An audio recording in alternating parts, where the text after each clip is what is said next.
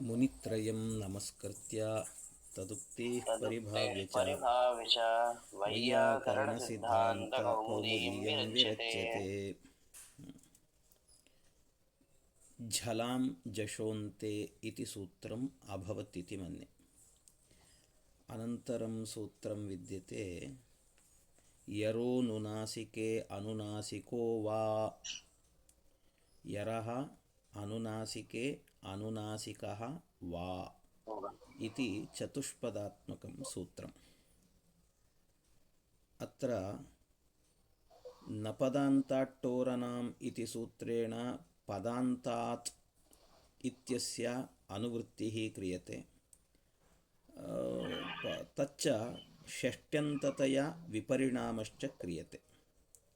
तथा च यरः पदान्तस्य यरः इत्यस्य पदान्तस्य यरः पदान्तस्य यरः अनुनासिके परे अनुनासिकः वा स्यात् इति सूत्रार्थः सम्पद्यते। तथा च यरः अनुनासिके वर्णे परे पदान्तस्य यरः पदान्तस्य यर्वर्णस्य अनुनासिकवर्णे परे अनुनासिकवर्णः आदेशः भवति इत्यभिप्रायः। अत्र उदाहरणं भवति एतद् मुरारिः इति। एतद् मुरारिः इति स्थिते दस्य अर्थात् एतद् इत्यत्र विद्यमानदकारस्य अनुनासिकः नकारः आदेशः भवति दन्तस्थानसाम्यात्। एवं स्पृष्टप्रयत्नसाम्याच्च कः भवति एतद् इत्यत्र। यद्यपि अत्र अनुनासिके परे अनुनासिकः यर्वर्णस्य अनुनासिके परे अनुनासिकः भवति इत्युक्तवन्तः। एतद् इत्यत्र दकारः वर्तते, सः वर्णः यर्वर्णः। कुतः यर्वर्ण इत्युक्ते हकारं त्यक्त्वा सर्वे वर्णाः अपि यर्वर्णेषु अन्तर्भवन्ति। तथा च अत्र इदानीं रेपस्य भवान् तत्र म्यूट् करोतु, नो चेत् एवं तथा च तत्र दकारः वर्तते यर्वर्णः। दकारस्य यर्वर्णस्य अनुनासिकः वर्णः भवति इति। अनुनासिकवर्णः नाम के वर्णाः भवन्ति? क क ग ग ङ च च ज ज ञ ञकारः ङ ञ म ङ ण नम् एते वर्णाः अनुनासिकवर्णाः भवन्ति। तथा च अनुनासिकवर्णः इत्युक्ते अत्र कः वर्णः आदेशः भवति इति प्रश्नः। तत्र वक्ति स्थाने अन्तरतमः इति। स्थाने अन्तरतमः अर्थात् दन्तस्थानसाम्यात् एवं स्पृष्टप्रयत्नसाम्याच्च तत्र नकारः ततददन दकारस्य नकारः आदेशः भवति। तथा च नकारः आगच्छति चेत् एतन् मुरारिः इति रूपं भवति। एतन् मुरारिः इति। तथा च कुत इत्युक्ते सर्वेषां वर्णानां दन्तस्थानसाम्यं नास्ति। दन्तस्थानसाम्यं तु अस्यैव वर्तते नकारस्य। तथा च सवर्णः आगच्छति, सः वर्णः आदेशत्वेन आगत्य तत्र किं भवति? एतन् मुरारिः इति रूपं सिद्ध्यति इत्यभिप्रायः भवतु। एवम् एतन् मुरारिः इत्यादि तत्र उदाहरणं भवति। अनन्तरं तत्र किञ्चित् शास्त्रीयविषयं प्रतिपादयति। स्थानप्रयत्नसाम्यम् अन्तरतमे स्पर्शे चरितार्थः विधिरयं रेफे न प्रवर्तते इति। चतुर्मुखः इति पश्यतु। तत्र किं भवति इदानीं चतुर्मुखः इत्यस्ति। चतुर्मुखः इत्यत्रापि अस्य सूत्रस्य प्रवृत्तिः भवति, पर्जन्यवल्लक्षणप्रवृत्तिः। तत् कथमिति पश्यतु। तत्र चतुर्मुखः इत्यस्ति, ब्रह्म, चतुर्मुखब्रह्मः। तत्र चतुर्मुखः इत्यत्र चतुर् इत्यत्र विद्यमानरेपः यर्वर्णः वर्तते। मुखः इत्यत्र मकारः अनुनासिकवर्णः वर्तते। तथा च अनुनासिके परे यर्वर्णस्य अनुनासिकः भवति इत्युक्तत्वात् अत्र रेपस्यापि अनुनासिकवर्णः आदेशः आगच्छति इति। रेपस्य अनुनासिकवर्णः आगच्छति इत्युक्ते कः वर्णः आदेशः भवति? स्थानसाम्यात्। स्थानसाम्यात् अत्र रेपस्य मूर्धस्थानं वर्तते।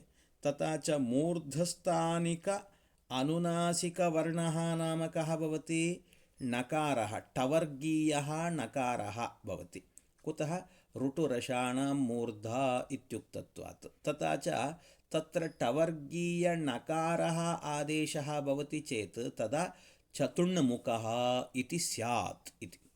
परन्तु न तथा प्रयोगे वर्तते। अतः अत्र कथयति, भोः पश्यतु, अत्र स्थानसाम्यस्य सत्त्वेपि आन्तरतम अर्थात स्थानप्रयत्नाभ्याम् अन्तरतमे स्पर्शे चरितार्थः विधिरयं रेपे न प्रवर्तते इति कथयति। अर्थात अयम् अभिप्रायः अत्र प्रथमतः चतुर्मुखः इत्यत्र चतुर् इत्यस्ति। आभ्यन्तरप्रयत्नः कः वर्तते? रेफस्य। एवं तस्य आदेशत्वेन यः आगच्छति वर्णः नकारः, नकारस्य च कः आभ्यन्तरप्रयत्नः वर्तते इति पश्यतु। तत्र प्रयत्न तत्र रेफे न प्रवर्तते विधिरयम्। कुतः इत्युक्ते स्पृष्टं प्रयत्नं वर्तते। स्पृष्टं प्रयतनं स्पर्शानाम् इत्युक्तत्वात् आभ्यन्तरप्रयत्नः स्पृष्टप्रयत्नः वर्तते। तथा च स्पृष्टप्रयत्नसत्वात् तत्र रेफस्य स्पृष्टप्रयत्नं नास्ति। स्पृष्टप्रयतनं नास्ति इति कृत्वा तत्र न प्रवर्तते। अपि तु एतद् मुरारिः इत्यत्र एतद् इत्यत्र विद्यमान दकारस्य तावत् स्पृष्टमेव प्रयत्नं वर्तते। एतद् इत्यत्र विद्यमान दकारस्य तावत् स्पृष्टप्रयत्नं वर्तते। परन्तु अस्य रेफस्य ईषत्स्पृष्टप्रयत्नं वर्तते। यणोन्तस्ताः इति वचनानन्तरम् एवं कथयति, ईषस्पृष्टम् अन्तस्थानाम् इति। तथा च रेफस्य वर्तते प्रयत्नः ईषस्पृष्टप्रयत्नः, परन्तु नकारस्य वर्तते प्रयत्नः स्पृष्टप्रयत्नः। तथा च अनयोः प्रयत्नसाम्य अभावात् तत् कथं भवति अत्र? कुतः इत्युक्ते अस्य विधेः कुत्रापि प्रयोजनं नास्ति चेत् अत्र यथा कथमपि भवेत्। परन्तु अस्य विधेः एतद् मुरारिः इत्यत्र एतद् इत्यत्र विद्यमान दकारस्य स्थानं स्थानं दन्तस्थानम्। एवं प्रयत्नः स्पृष्टप्रयतनं। तथा च तत्र स्पृष्टप्रयतन अनुनासिकवर्णः नकारः आगच्छति। तथा च यत्र स्थान एवं प्रयत्नसाम्यञ्च विद्यते तत्र अस्य सूत्रस्य अवकाशः वर्तते। अर्थात् चरितार्थः भवति। चरितार्थः नाम चरित लब्धः अर्थः प्रयोजनं यस्य। तथा च चरितार्थत्वम् अर्थात् अस्य विधेः चारितार्थ्यं वर्तते। तथा च केवलस्थानसाम्ये अयं विधिः न प्रवर्तते। अर्थात रेफस्य एवं नकारस्य च केवलं किं वर्तते, स्थानसाम्यं वर्तते, तत्र अयं विधिः न प्रवर्तते इत्यभिप्रायः। अर्थात अस्य कश्चन नियमः कुतः न प्रवर्तते इत्युक्ते कश्चन नियमः अपि वर्तते। कः नियमः इत्युक्ते एकः यूनिलब्धे तु युवतिः जरटे रमते कथम् इति कश्चन नियमः। अर्थात यूनिलब्धे तु युवतिः जरठे, अत्र काचन युवतिः वर्तते, कश्चन युवा अपि वर्तते। युवा अर्थात तारुण्यपुरुषः वर्तते कश्चन जरटः अपि वर्तते। जरटः नाम जरया अर्थात वृद्धः इत्यभिप्रायः। जरटः नाम वृद्धः। इदानीं युवतिः कम् अपेक्षति, वृद्धम् अपेक्षति उत अर्थात विवाहार्थं वा अथवा रमणार्थं वा कम् अपेक्षति सा, युवानम् अपेक्षति अथवा वृद्धम् अपेक्षति। कम् अपेक्षति इत्युक्ते युवानमेव, सत्यं खलु, युवानमेव अपेक्षति सा। तथा च तद्वत् अत्रापि स्थानप्रयत्नसाम्यं कुत्र वर्तते? स्थानप्रयत्नसाम्यं तावत् दकारस्य नकारस्य च वर्तते इति कृत्वा तादृशस्थले अयं विधिः प्रवर्तते। परन्तु यत्र तावत् स्थानसाम्य केवल स्थानसाम्यं वर्तते, तत्र प्रयत्नसाम्यं नास्ति, तादृशे अयं विधिः न प्रवर्तते। कथमित्युक्ते यदि युवा पुरुषः वर्तते चेत् युवा पुरुषे पौरुषम् अपि वर्तते, पुरुषत्वम् अपि वर्तते, एवमेव पुरुषत्वम् अपि वर्तते, एवमेव तत्र किं वर्तते, तारुण्यमपि वर्तते। परन्तु वृद्धे तावत् पुरुषत्वं वर्तते, परन्तु तारुण्यं नास्ति। यथा दकारस्य स्थाने भवति चेत् तत्र स्थानसाम्यम् एवं प्रयत्नसाम्यमपि वर्तते, तत्र प्रवर्तते अयं विधिः। परन्तु चतुर्मुखः इत्यत्र तावत् चतुर्मुखः इत्यत्र रेफस्य स्थानसाम्ये सत्त्वेपि प्रयत्नसाम्य अभावात् तत्र अयं विधिः न प्रवर्तते इत्यभिप्रायः। अवगतं वा? भवतु। अनन्तरम् अस्य सूत्रस्य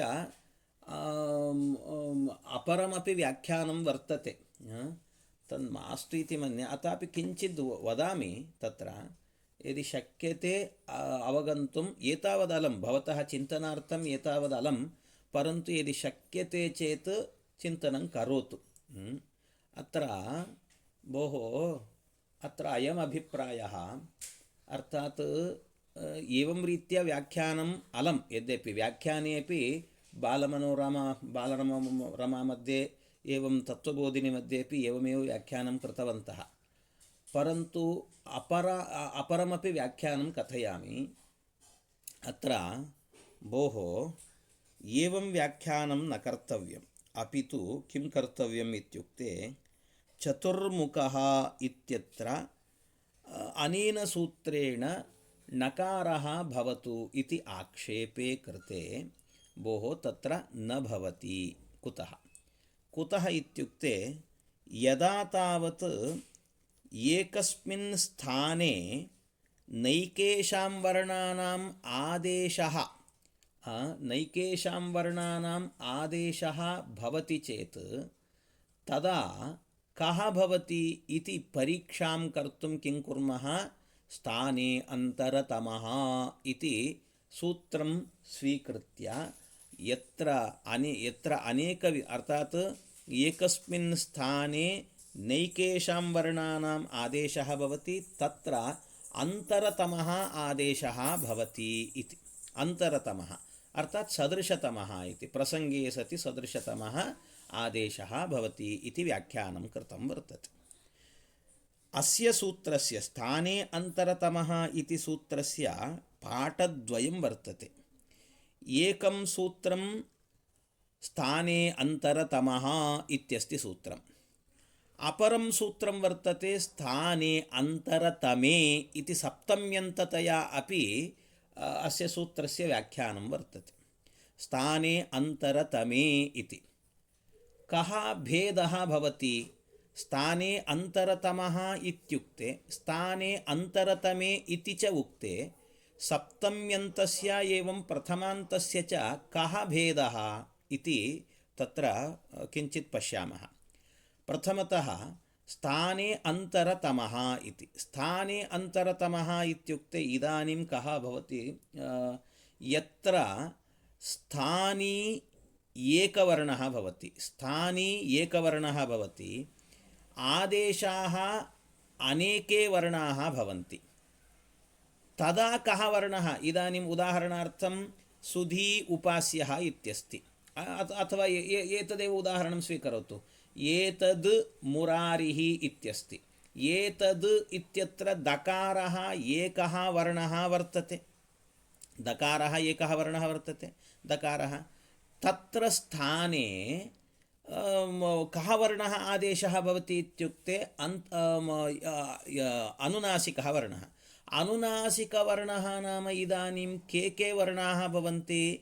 ङ, ण, न, ञ एते वर्णाः भवन्ति।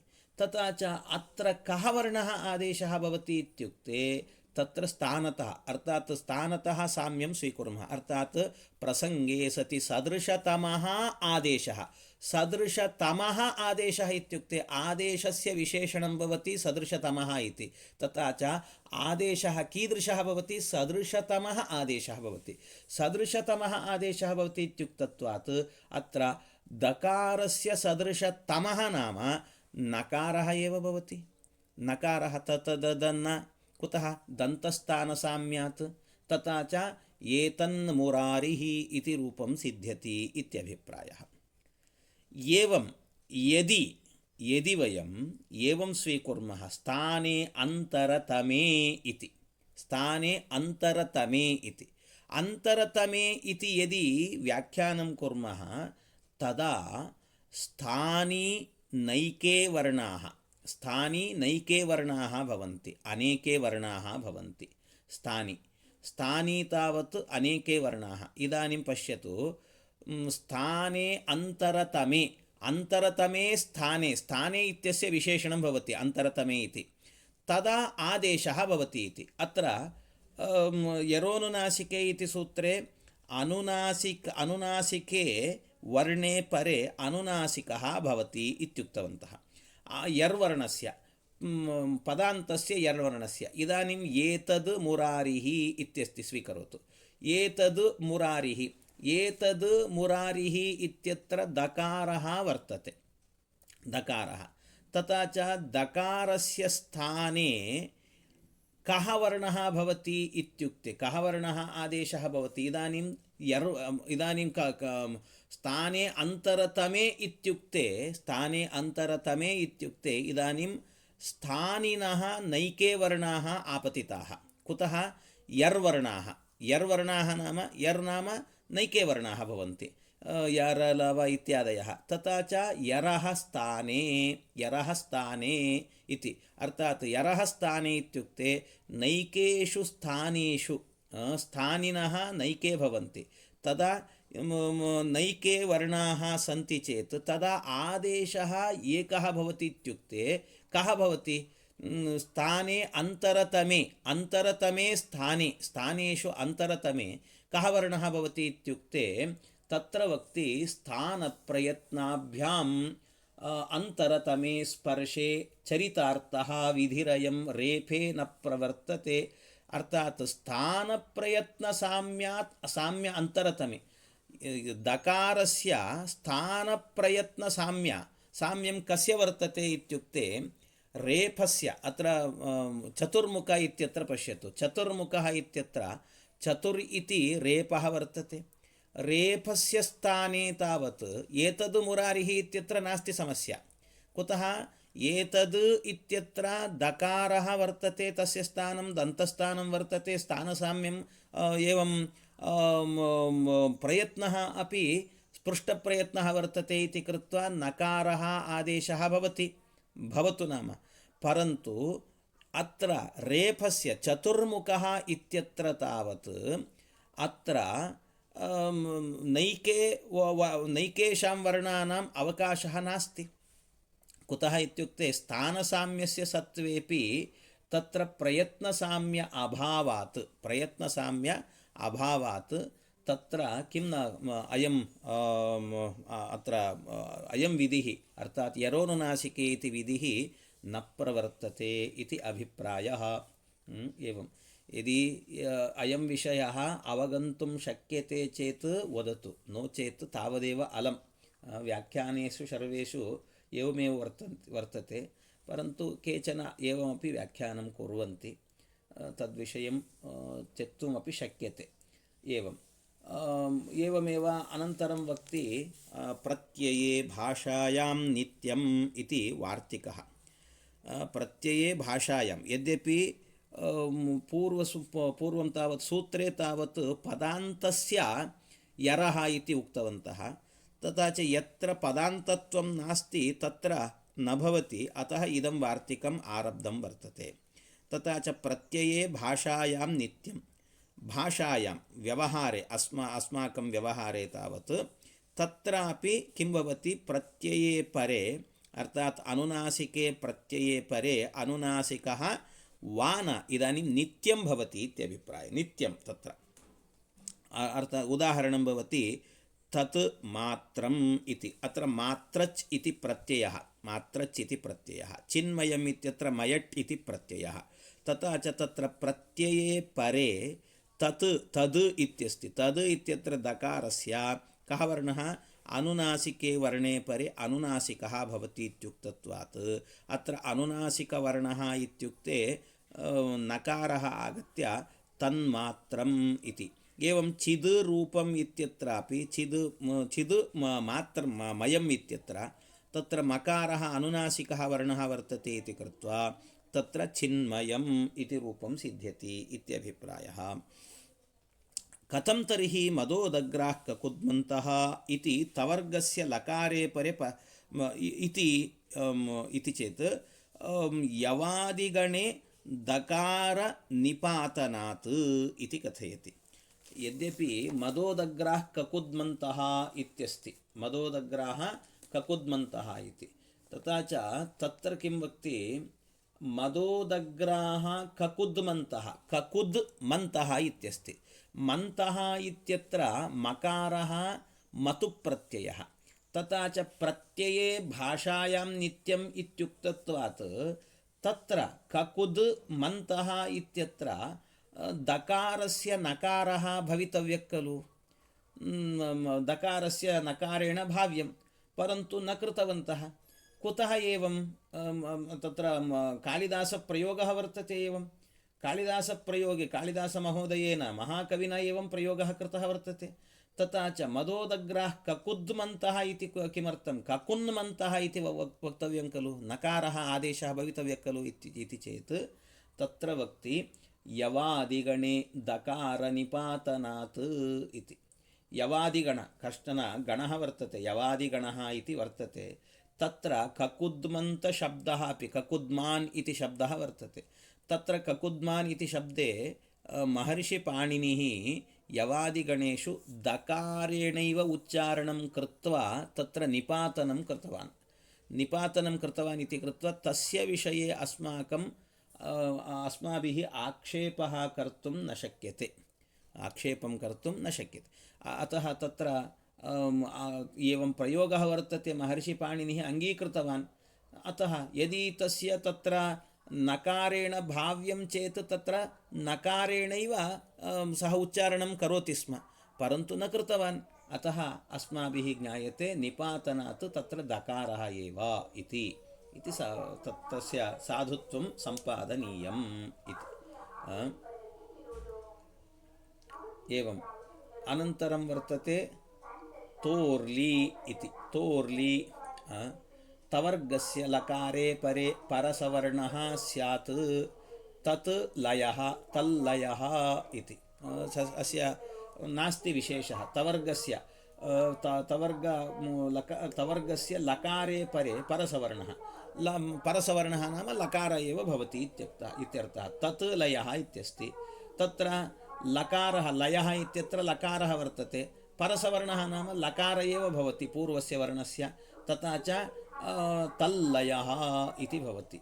विद्वान् लिखति इत्यस्ति, विद्वान् लिखति, तथा च विद्वान् लिखति इत्यत्रापि किं भवति, विद्वान् इत्यत्र नकारः वर्तते, नकारः नकारस्य स्थानिनः अनुनासिकस्य परसवर्णः लकारः नाम अनुनासिकवर्णः एव, यतः लकारस्यापि अनुनासिकः वर्तते। यवलपरे तत्र पूर्वमेव उक्तवन्तः अनुनासिक अनुनासिकभेदेन यवलाद्विधा इति उक्तवन्तः। तथा च यकार वकार लकारस्य च अनुनासिकवर्णाः अपि प्रभेदाः सन्ति। अतः नकारस्य स्थाने अनुनासिकभूतवर्णस्य नकारस्य स्थाने यदि लकारः भवति चेत् सोऽपि अनुनासिकवर्णः एव आगच्छति। तथा च अनुनासिकः आगच्छति इति कृत्वा अत्र किं भवति, विद्वान् लिखति इति रूपं भवति इत्यभिप्रायः। तदेव वक्ति तत्र नकारस्य अनुनासिकः लकारः भवति इति, नकारस्य अनुनासिकः लकारः इति। तथा च एवं अनन्तरं सूत्रम् उदस्तास्तम्भोः पूर्वस्य इति। उदः परयोः स्तास्तम्भोः पूर्वसवर्णः स्यात्। अलम् अद्य अलम् रात्रौ यदि शक्यते चेत् चिन्तनं वदतु। यदि चिन्तनं वक्तुं शक्यते चेत् रात्रौ तर्हि पाठः वेगेन गच्छति पाठः।